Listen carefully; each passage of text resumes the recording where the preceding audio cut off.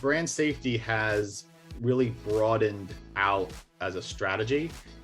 There are two growing areas that I think are part of the brand safety conversation, which are really important. Number one is, are you being responsible with your media investment?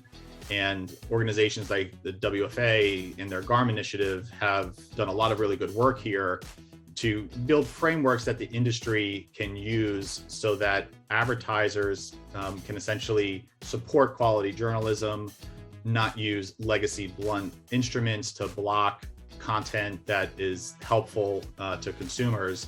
And so this fits into the brand safety conversation, but it's now evolving into what people are calling brand responsibility or brand suitability. It's really using the signals and the advancements between your systems and platforms and our technology combined that give brands the controls that are needed so that they're not avoiding inventory that is suitable based on a legacy approach.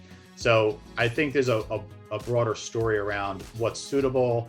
Am I being responsible with my investment and not funding information in websites that are promoting hate speech or misinformation? So I think that's a really important piece that's impacting brands globally. And I think there's going to be a lot more developments in that area.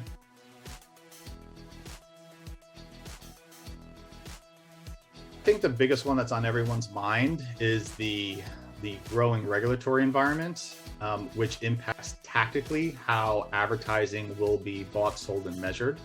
So there's a lot of rethinking that's going on. How are we going to do what we need to do and attribute our investment moving forward as the industry changes?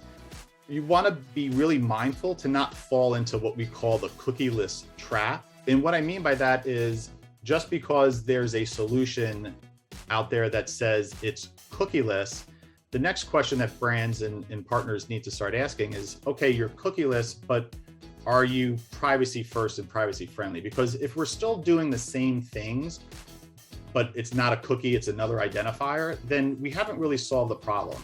And that leads me to the second big challenge that I mentioned right after your question, which is consumers are increasingly very much more aware of how their data is being used.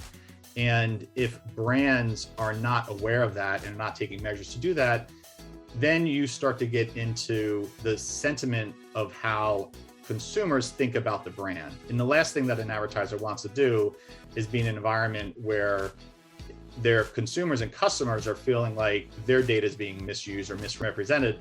These are not easy challenges, but there's some really good work that's being done in the industry, like what we're doing together to help solve that.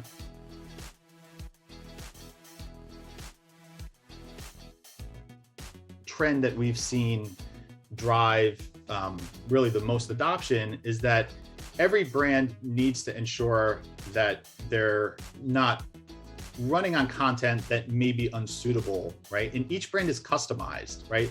There may be a recall for an automotive part. There may be a consumer group talking about ingredients that are being used in food for a CPG manufacturer or something along those lines. So the biggest trend that we see is an active listening by brands to then take a more instructive and customized approach to brand safety.